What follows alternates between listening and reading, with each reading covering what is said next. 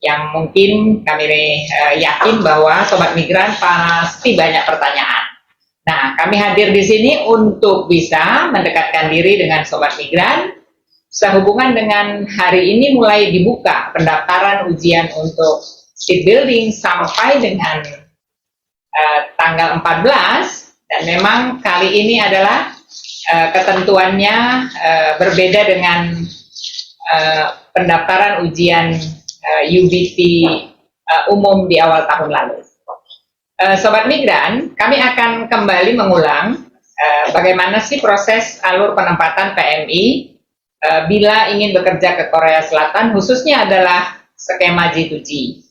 Sobat Migran, ada 14 tahap yang Sobat Migran harus hafal, harus kuasai supaya tidak kena tipu, supaya mengerti dan tidak ketinggalan berita maupun di tahapan proses penempatannya. Nah, di hulu tentunya bagi Sobat Migran yang ingin bekerja ke luar negeri harus memiliki dua kompetensi.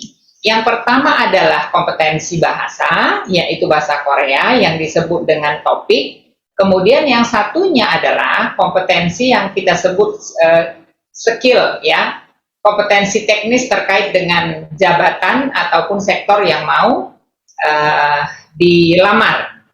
Nah, tentunya di awal itu sebelum buka pendaftaran, pastikan Sobat Migran itu sudah mengantongi dua kompetensi tersebut. Nah, bila sudah mengantongi, maka setiap tahun pasti ada yang namanya adalah pengumuman pendaftaran. Ya, di pengumuman pendaftaran di mana dilihat? Untuk G2G Korea bisa dilihat di website bp2mi.go.id. Tidak ada sumber lain. Satu-satunya website yaitu bp2mi.go.id. Nah, pantau terus pengumuman yang akan dipublish oleh BP2MI. Nah, ketika sudah ada pengumuman pendaftaran, maka Sobat Migran boleh mendaftarkan diri melalui online, ya, di mana di situ nanti akan membuat akun masing-masing. Di pengumuman biasanya kita juga lampirkan petunjuk pendaftaran, ya, petunjuk mendaftar secara online, kemudian dokumen-dokumen apa saja, bagaimana caranya membuat akun masing-masing, itu semua lengkap di sana. Setelah mendaftar online, maka nanti akan ada yang namanya verifikasi dokumen. Nah, Sobat Migran udah tahu bahwa mulai tahun 2023, ya, verifikasi dokumen itu kita layani di seluruh kantor BP3MI seluruh Indonesia, bahkan di kantor P4MI juga kita layani. Jadi, Sobat Migran tidak perlu jauh-jauh lagi datang seperti dulu-dulu harus datang ke Jakarta atau datang ke Bandung atau Semarang. Nah, tetapi sudah mendekatkan diri. Ini adalah salah satu terobosan-terobosan dari BP2MI yang Sobat Migran bisa rasakan itu. Nah, setelah selesai verifikasi dokumen, ini verifikasi dokumen ini harus orangnya yang datang langsung. Ya, tidak boleh diwakilkan karena di sana salah satunya akan kita rekam sidik jari dan juga ada foto foto wajah langsung. Jadi tidak boleh berbeda orang yang mau daftar dan orang yang datang pada saat verifikasi dokumen. Setelah verifikasi dokumen, Sobat Migran tentu tahu akan menunggu jadwal ujian yang kita sebut adalah dulu CBT, ya, Computer Based Test, sedangkan sekarang diganti menjadi UBT. Kenapa? Karena dulu pakai PC yang masih besar, sekarang sudah cukup pakai tablet yang cuman kecil. Jangan-jangan Sobat Migran kadang-kadang menekannya itu seperti keyboardnya PC. Nah, itu sedikit disentuh aja sudah keluar hurufnya, sudah terjawab soalnya. Nah, sangat sensitif dan hati-hati bagi Sobat Migran yang akan menggunakan itu pada saat tes UBT-nya. Setelah tes UBT, maka untuk tahun 2000, untuk khususnya nanti shipbuilding ini, maka nanti setelah pengumuman dulu hasil UBT-nya, begitu ya Bu Soni? Ya. Jadi yang lulus UBT baru akan dijadwalkan tes skill test. Jadi nanti setelah ujian, maka nanti adalah tunggu pengumuman apakah lulus ujian bahasa Koreanya, EPS topiknya. Kalau lulus, maka yang lulus itu akan dijadwalkan untuk ikut skill test. Itu ya. Nanti juga akan diumumkan kapan jadwal ujian skill testnya. Ya, itu kembali lagi kita umumkan di website .go.id. Selalu kita umumkan di sana. Kemudian akan menjalani skill test. Untuk seat building ini adalah tesnya, ini juga tetap penyelenggaranya adalah dari pihak HRDK. Sehingga ada yang japri ke saya, Bu Ulina, apa sih yang nanti dites? Ya, BP2MI juga nggak tahu hal apa yang dites, kalau nggak nanti udah bocor dong soalnya. Ya, kita juga sama sekali tidak tahu karena nanti pelaksana tes itu adalah 100% adalah dari HRDK. Jadi Sobat Migran, paham ya, harusnya jangan lagi menanya ke saya atau ke alamat sending Korea atau ke nomor WA. Pertanyaan soalnya skill test itu apa? Kita juga nggak tahu. Ya, tapi tunggulah, Sobat Migran, nanti akan ada pemberitahuan. Ya, kalau emang nanti ada clue-nya dari Korea, kami akan umumkan juga. Tapi kalau tidak ada sama, tim saya juga nggak tahu hal apa yang di tes. Kemudian setelah skill test maka ada lagi pengumuman kelulusan. Nah, inilah nanti pengumuman kelulusan yang sudah sudah dinyatakan lulus seleksi. Ya, setelah pengumuman lulus seleksi maka Sobat Migran harusnya sudah tahu berikutnya adalah akan melakukan lamaran online. Lamaran online ini kami ingatkan lagi, saat ini juga lagi ada nih lamaran online untuk kelulusan manufaktur 2 yang masih belum seluruhnya mengirim lamarannya. Tolong supaya dokumen-dokumen yang diupload itu ya sesuai dengan pengumuman itu juga harus di-scan, dan itu juga jangan terbalik tapi tetap harus searah. Tolong ini menjadi perhatian karena ini juga membantu kami untuk melakukan verifikasi.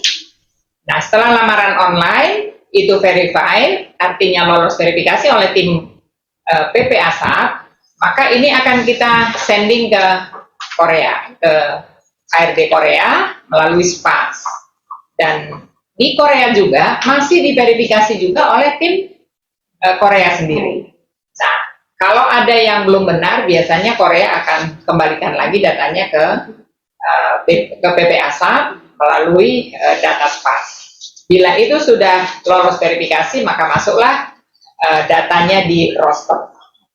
Nah, di roster ini adalah berikutnya menunggu para kandidat ya terpilih tidaknya oleh user ataupun sajam. Jadi tidak ada yang bisa intervensi. BP2MI tidak bisa intervensi, apalagi LPK, apalagi yang lain. Tetapi seluruhnya itu adalah menjadi kewenangan di sajam atau user memilih di rosternya CPMI Indonesia, ya, di roster yang ada di data SPAS. Nah, jika sudah terpilih Sobat Migran, maka turunlah kontrak kerja yang kita sebut adalah SLC. Nah, ini nanti akan masuk di SPAS. Tim saya itu Mbak Helmi akan memantau terus, ya, bahkan Sobat Migran juga bisa pantau melalui akun masing-masing. Nah, dan ini nanti kalau sudah turun SLC, maka segera kami akan jadwalkan untuk preliminary education. Ya, preliminary education bisa di Jakarta, nanti sesuai dengan arahan pimpinan pada saat dipanggil preliminary education ini. Nah, selesai preliminary education nanti untuk mempercepat untuk mengamankan posisi CPI, maka sekarang ini kita kondisikan selesai preliminary maka langsung pemberkasan.